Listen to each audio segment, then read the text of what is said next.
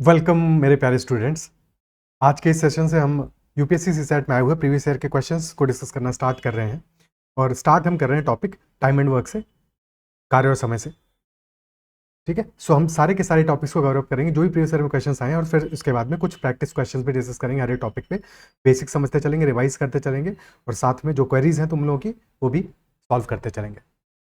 Okay, और अगर session पसंद आता है तो उसको लाइक ज़रूर करना है। अगर कहीं पर भी कोई क्वेरी है, कोई क्वेश्चन है, कोई डाउट है तो कमेंट में ज़रूर मैंशन करना। चलो सेशन को स्टार्ट करते हैं। और जैसे कि हम जानते हैं कि टाइम एंड वर्क में एक बेसिक फॉर्मूला होता है, और फॉर्मूला है time into efficiency is equal to work, यानी कि कार्य इनटू कुशलता इज इक्वल टू समय इनटू कुशलता इज इक्वल टू कार्य। तो बेसिकली क्या हुआ, जितना ज़्यादा टाइम हम कोई काम करेंगे, जाहिर सी बात है उतना ज़्यादा हम वर्क कर पाएंगे। जितना ज़्यादा समय तक काम करोगे उतना ज़्यादा काम होगा। तो यानी कि समय और काम ये दोनों प्रोपोर्शनल है, एक दूसरे के समानुपाती हैं। टाइम और वर्क एक दूसरे के समानुपाती है, प्रोपोर्शनल है। सिमिलरली जितनी ज़्यादा किसी की एफिशिएंसी होगी, जो जितना एफिशिएंटली काम करेगा, जितना ज़्यादा तेज काम करेगा, जितनी ज़्यादा कुशलता के साथ में काम करेगा, उतना ज़्यादा वो काम कर पाएगा। तो एफिशिएंसी और वर्क भी आपस में समानुपाती होते हैं, प्रोपोर्शनल होते हैं। क्लियर? और अगर वर्क हमारा सेम हो रहा है, दो लोग हैं, लेट अस से ए और बी, दो पर्सन हैं। ए कर रहा है किसी काम को 10 दिनों में और बी कर रहा है उसी काम को 20 डेज में। ए कर रहा है 10 दिनों में और बी कर रहा है 20 दिनों में। और क्वेश्चन हमसे ये पूछे ए और बी साथ में मिलकर कितने समय में काम करेंगे। तो ऐसे क्वेश्चन में हमारा अप्रोच क्या होना चाहिए, क्योंकि हमें पता है ए 10 दिनों में काम कर रहा है, बी 20 दिनों में काम कर रहा है, और हमें डेज तो पता है, टाइम तो पता है। तो वर्क हम यहाँ पे एज्यूम करेंगे, यानी कि एलसीएम लेंगे 10 और 20 का। 10 और 20 का एलसीएम आ जाएगा 20, तो हम एज्यूम कर लेंगे कि वर्क हमारा इक्वल टू 20 यूनिट्स है। Work is 20 units. और हमें पता है वर्क हमारा क्या होता है, work is time into efficiency. Time given है तो यहाँ से एफिशिएंसी ए और बी की निकल आएगी। अगर हमारा वर्क 20 है, 10 डेज में अगर ये वर्क कर रहा है, 10 दिनों में 20 यूनिट वर्क कर रहा है, तो यानी कि एक दिन में कितना वर्क करेगा, 2 यूनिट्स, यानी कि एक एफिशिएंसी आ जाएगी 2 यूनिट्स। सिमिलरली अगर 20 दिनों में बी वर्क कर रहा है 20 यूनिट्स, तो बी की एफिशिएंसी आ जाएगी 1 यूनिट। ए की एफिशिएंसी है 2 यूनिट्स, बी की एफिशिएंसी है 1 यूनिट, मिला के एफिशिएंसी आ जाएगी ए और बी की 2 + 1 which is equal to 3 units. और अगर साथ में काम करेंगे तो कितना टाइम लगने वाला है, टाइम हो जाएगा हमारा work divided by efficiency. Work तो उतना ही है, 20 ही कर रहे हैं। एफिशिएंसी अब क्या है, मिलके हो गई 3, तो डिवाइड बाई 3 कर देंगे। 20/3 डेज में ये दोनों मिलके वर्क को कंप्लीट कर देंगे। क्या ये बात समझ में आती है? ठीक है, सो इस बेसिक के साथ में अपने क्वेश्चंस को स्टार्ट करते हैं। फर्स्ट क्वेश्चन लेते हैं।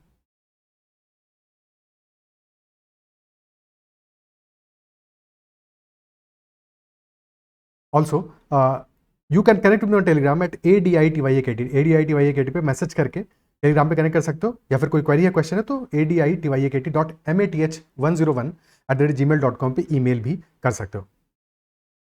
First question is from UPSC CSE 2020। Question कह रहा है a person X can complete 20% of work in 8 days and another person Y can complete 25% of the same work in 6 days. एक व्यक्ति X है जो कि 20% काम को 8 दिनों में पूरा कर सकता है, और दूसरा व्यक्ति Y है जो कि उसी काम का 25% 6 दिनों में पूरा कर सकता है। क्वेश्चन कह रहा है if they work together in how many days will 40% of the work be completed. यदि एक साथ वो काम करेंगे तो 40% कार्य कितने दिनों में पूरा हो जाएगा। ऐसे किसी भी क्वेश्चन को अगर हम करने जा रहे हैं तो हमें कुछ चीज़ें हैं जो कि पता होनी चाहिए, यानी कि 20% जैसे है, 20% मतलब कितना हुआ, 20% वर्क का मतलब वो 1/5, बिकॉज 100% तो पूरा वर्क हो गया, 20% हुआ 1/5, 25% वर्क हुआ हमारा 1/4, और 40% कितना होगा, 20% का डबल है, यानी कि ये वर्क हो जाएगा हमारा 2/5। क्या यहाँ तक बात समझ में आती है? अब x हमारा 20% काम कर रहा है 8 डेज में, यानी कि 1/5 काम कर रहा है 8 डेज में। तो अगर 1/5 काम कर रहा है 8 डेज में, तो कंप्लीट काम कितने दिनों में करेगा, 8 × 5 40 डेज में करेगा। 1/5 कर रहा है 8 डेज में, 20% कर रहा है 8 डेज में, तो 100% करेगा 40 डेज में, तो यानी कि x 40 डेज में वर्क कंप्लीट कर देगा। सिमिलरली अगर y के लिए हम बात करें तो y 25% यानी कि 1/4 काम, 1/4 काम कर रहा है 6 डेज में। तो अगर 1/4 काम कर रहा है 6 डेज में, तो पूरा काम करेगा 6 × 4, 4 गुना समय में, यानी कि 24 डेज में काम करेगा। अब 40 और 24 का हम एलसीएम ले लेते हैं, क्या आएगा, 40 और 24 का एलसीएम क्या आ जाएगा, एलसीएम विल बी 120, 120। और ये हम अपना वर्क एज्यूम कर लेते हैं, टोटल वर्क। और यहाँ से x की एफिशिएंसी क्या आ जाएगी, x की एफिशिएंसी आ जाएगी 120/40, यानी कि 3 यूनिट्स, 3 यूनिट काम करेगा x एक दिन में, और y करेगा 120/24 यानी कि 5 यूनिट्स। और जब दोनों साथ में मिलकर काम करेंगे, एक्स और वाई साथ में मिलकर काम करेंगे, तो एक दिन में वर्क करेंगे वो 3+5, 3+5 वर्क करेंगे, यानी कि एक दिन में काम कर रहे हैं कितना, 8 यूनिट्स। और टोटल काम कितना करना है, साथ में मिलकर 40% वर्क करना है, 40% कार्य करना है।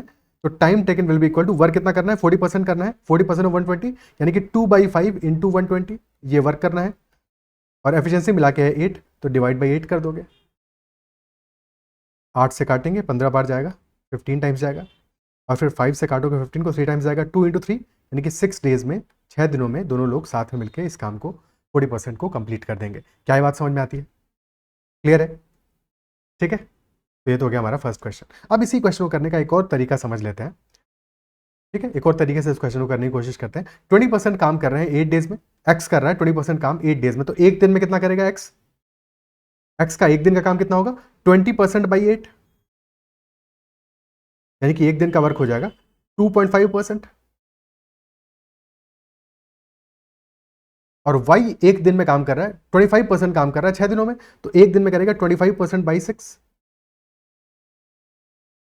ये काम कितना हो जाएगा, 25%/6 कितना हो जाएगा, दिस विल बी 4 and 1/6, 4.16%। ठीक है, दोनों का मिला के काम हो जाएगा एक दिन का 4 + 2 6.66%। ये काम है एक दिन का। टोटल टाइम कितना लगेगा, अगर एक दिन में कर रहे हैं 6.6%, टोटल करना है 40%, तो 40 डिवाइडेड बाई 6.66। और 6.66 होता क्या है एक्चुअल में, दिस इज 6 and 2/3, यानी कि 20/3 वर्क है। तो 20/3 से डिवाइड कर दोगे, 20 से 2 टाइम्स जाएगा, 2 इंटू 3, यानी कि 6 डेज में वर्क कंप्लीट हो जाएगा। तो इस तरह से भी इस क्वेश्चन को सॉल्व कर सकते हो, एक दिन का परसेंटेज वर्क लेके भी सॉल्व किया जा सकता है। क्या ये दूसरा वाला अप्रोच समझ में आता है?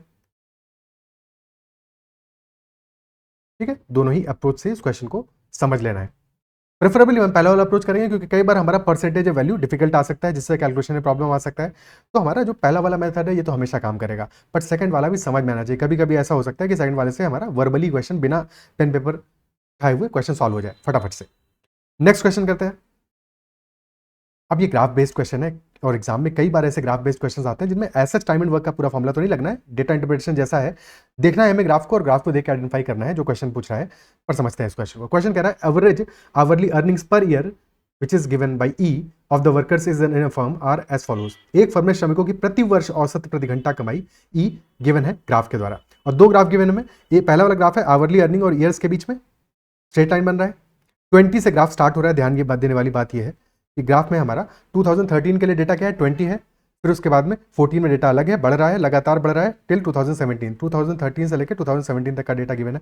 सेकंड वाले ग्राफ में भी जो डेटा है हमें 2013 से 2017 का ही गिवन है, जैसे पहले वाले ग्राफ में गिवन है। और वैल्यूज भी देखें तो 2013 की है 20 और 2017 की है 40 है। ठीक है, तो ये दोनों ही ग्राफ में वैल्यूज भी सेम है, स्लोप भी सेम है, स्लोप भी सेम है, यानी कि सब कुछ सेम है। फर्क क्या है, फर्क सिर्फ इतना सा है कि जो हमारा पहला वाला ग्राफ है वो स्टार्ट ही हो रहा है 20 से, यानी कि उसका जो सेकंड वाले ग्राफ में जहां पे 0 है, 0 से स्टार्ट हो रहा है, और फर्स्ट वाला ग्राफ हमारा 20 से स्टार्ट हो रहा है। बाकी तो कोई फर्क है नहीं, दोनों ग्राफ बिल्कुल सेम कहानी कह रहे हैं, सेम बात कह रहे हैं। क्वेश्चन हमसे क्या पूछ रहा है कि values of E R different, क्या यहाँ पे वैल्यूज ऑफ ई डिफरेंट है, बिल्कुल सेम है, ई की वैल्यू बिल्कुल सेम है दोनों ही केसेस में, है कि नहीं, क्योंकि सारी की सारी वैल्यू सेम है, 2013, 14, 15, 16, 17 सब वैल्यू सेम है, तो डिफरेंट तो नहीं है, ये तो गलत है। Ranges of E R different, range भी डिफरेंट नहीं है, क्योंकि हमारा 20 से स्टार्ट होकर 40 तक जा रहा है, तो रेंज भी हमारा 40 - 20 20 ही है। आवरली अर्निंग का दोनों केसेस में रेंज भी सेम है, तो ये भी गलत है। स्लोप ऑफ ग्राफ सेम, बिल्कुल सेम होंगे स्लोप, क्योंकि अगर हमारी सारी की सारी वैल्यू सेम है, सब कुछ सेम है, तो क्लियरली स्लोप तो सेम होगा ना। स्लोप हमारा क्या होगा, स्लोप हमेशा क्या होता है, राइज अपॉन रन, यानी कि y की वैल्यूज का डिफरेंस डिवाइडेड बाई x की वैल्यूज का डिफरेंस। और y की वैल्यूज में डिफरेंस कितना आ रहा है, 40 - 20, और x की वैल्यूज में डिफरेंस आ रहा है हमारा 1 2 3 4 ईयर्स का, तो डिवाइड बाई 4, यानी कि 5 यूनिट्स का स्लोप आ रहा है हमारा, और वो दोनों ही केसेस में सेम आ रहा है। ऑप्शन डी कह रहा है rate of increase of E R different. Again जब ई में सभी कुछ सेम है, रेट ऑफ इंक्रीज भी क्यों डिफरेंट होगा। ऑप्शन सी हमारा आंसर है क्लियरली, और किसी भी ऑप्शन में फंसने का कोई चांस ही नहीं है। क्या ये बात समझ में आती है, क्वेश्चन समझ में आता है? ठीक है, आगे बढ़ते हैं, अगला क्वेश्चन देखते हैं। Two pipes A and B are independently filled can independently fill a tank completely in 20 and 30 minutes respectively. दो पाइप हैं ए और बी, और वो स्वतंत्र रूप से यानी कि अकेले अकेले एक टैंक को क्रमशः 20 और 30 मिनट में पूरी तरह से भर सकते हैं। ए भरता है 20 मिनट में और बी भरता है 30 मिनट में। यदि दोनों पाइप एक साथ खोल दिए जाए तो टंकी को पूरा भरने में कितना समय लगेगा? सीधी सी बात है, हमें दोनों का टाइम पता है, वर्क निकाल लेंगे, दोनों वैल्यूज कैल्शियम ले लें, 20 और 30 कैल्शियम, 20 और 30 कैल्शियम आ जाएगा 60। तो वर्क हमारा हो गया 60। कुल लेटर से 60 लीटर फिल करना है, 20 मिनट में फिल कर रहा है ए, तो ए 1 मिनट में कितना फिल करेगा? 60/20 यानी कि 3 लीटर पर मिनट फिल करेगा, एफिशिएंसी 3 हो गई। और सिमिलरली बी फिल करेगा 60/30 यानी कि 2 लीटर्स पर मिनट। जब दोनों साथ में काम करेंगे तो साथ में 3 + 2 यानी कि 5 लीटर्स पर मिनट फिल करेंगे। और क्वेश्चन पूछा है टाइम कितना लगेगा, तो टाइम लगेगा 60 टोटल फिल करना है, डिवाइड बाई 5 यानी कि 12 मिनट्स में फिल कर लेंगे। अच्छा, यहाँ पे जो मैंने लीटर में लिख दिया है ये सिर्फ समझाने के लिए लिखा है, अदरवाइज यहाँ पे 60 हमने माना है और यहाँ से एफिशिएंसी आ गई है 3 और 2, जैसे कि हमने पीछे वाले क्वेश्चन में माना था। क्लियर है? ठीक है, तो यहाँ पे एज सच कैपेसिटी कुछ भी मान लो, 60 मान लो, 120 मान लो, इससे हमारे आंसर पे कोई फर्क नहीं पड़ना, आंसर तो हर एक केस में सेम ही आने वाला है। आंसर आ जाएगा अपना ऑप्शन बी। और ये सबसे आसान तरीका है इस क्वेश्चन को करने का, इसलिए हम ऐसे ही करेंगे। क्या ये बात समझ में आती है? ठीक है, आगे बढ़ते हैं। अगला क्वेश्चन कह रहा है carpenter A can make a chair in 6 hours, carpenter B in 7 hours and carpenter C in 8 hours. बढ़ई ए है जो कि 6 घंटे में एक कुर्सी बना सकता है, वहीं पे बढ़ई बी 7 घंटे में कुर्सी बना सकता है और बढ़ई सी 8 घंटे में कुर्सी बना सकता है।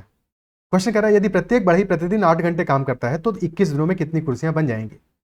If each carpenter works for 8 hours per day then how many chairs will be made in 21 days. 21 दिनों तक काम कर रहे हैं, ए भी 21 दिन काम करेगा, बी भी 21 दिन काम करेगा, सी भी 21 दिन काम करेगा और रोज ये 8-8 घंटा काम करेंगे, कितनी कुर्सियां बना देंगे? क्वेश्चन हमसे ये पूछ रहा है।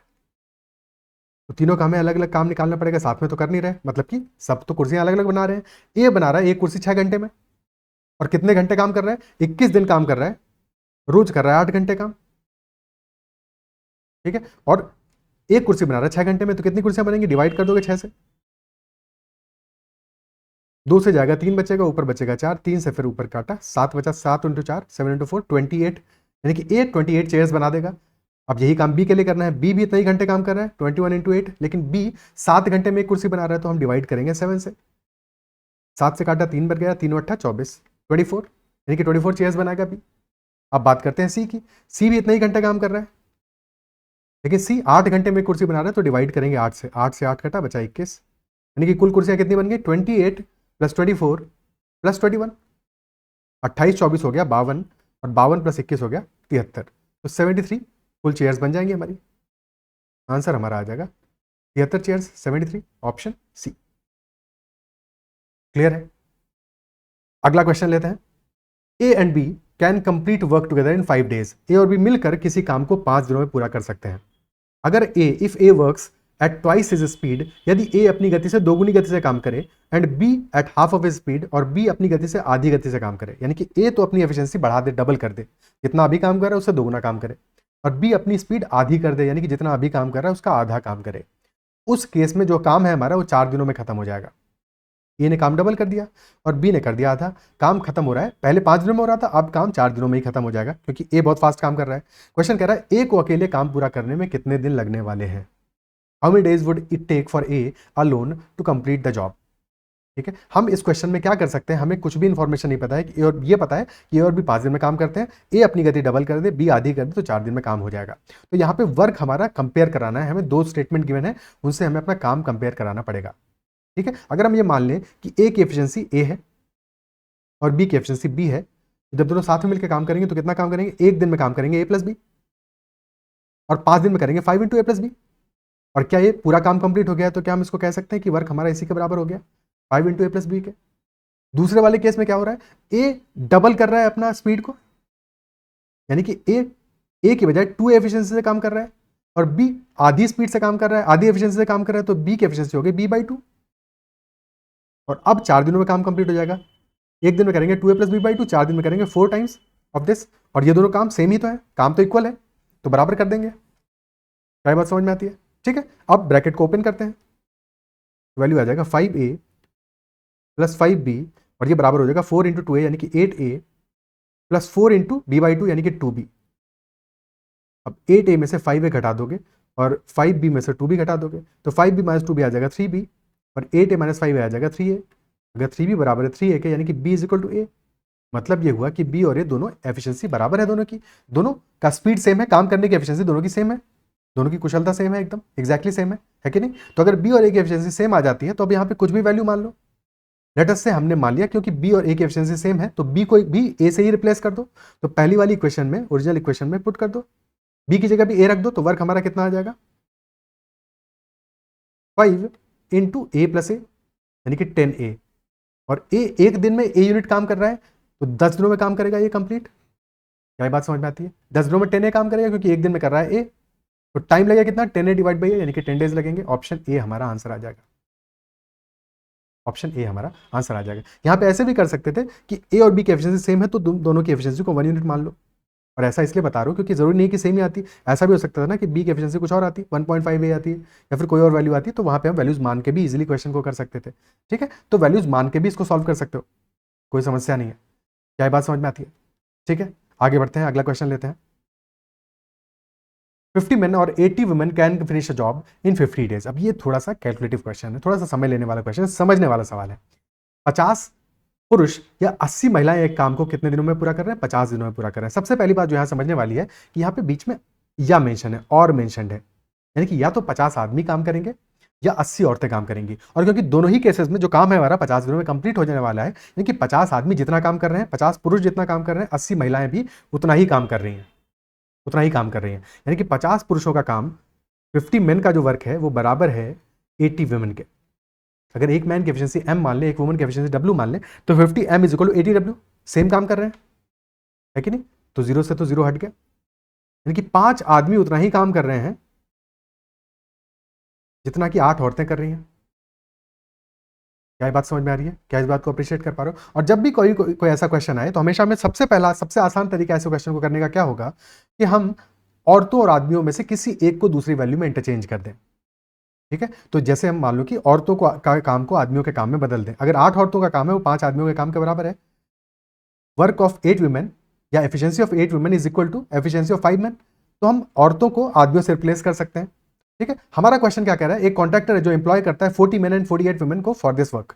एक ठेकेदार इस काम के लिए 40 पुरुषों और 48 महिलाओं को नियोजित करता है। लेकिन होता क्या है, after every duration of 10 days 5 main and 8 women left the work, यानी कि हर एक 10 दिनों की प्रत्येक अवधि के बाद में 5 पुरुष और 8 महिलाएं काम को छोड़ देते हैं। अब हमें पता है 5 पुरुष और 8 महिलाएं सेम काम कर रहे हैं। ठीक है, तो हम 8 महिलाओं को भी पुरुष ही मान लेते हैं। तो स्टार्ट करने के लिए हमारे पास 40 मेन थे और 48 वुमेन थी। और 48 वुमेन, अगर 8 वुमेन हमारी बराबर है 5 मेन के, तो 48 कितने के बराबर होंगी? 48 बराबर हो जाएगा हमारा 48 डिवाइड बाई 8 इंटू 5, यानी कि ये बराबर हो जाएगा 6 पंचे 30 मेन के, यानी कि 40 मेन हो गया और 48 वुमेन बराबर है 30 मेन के। तो कुल कितने आदमी हो गए? 70 मेन हो गया एक तरह से।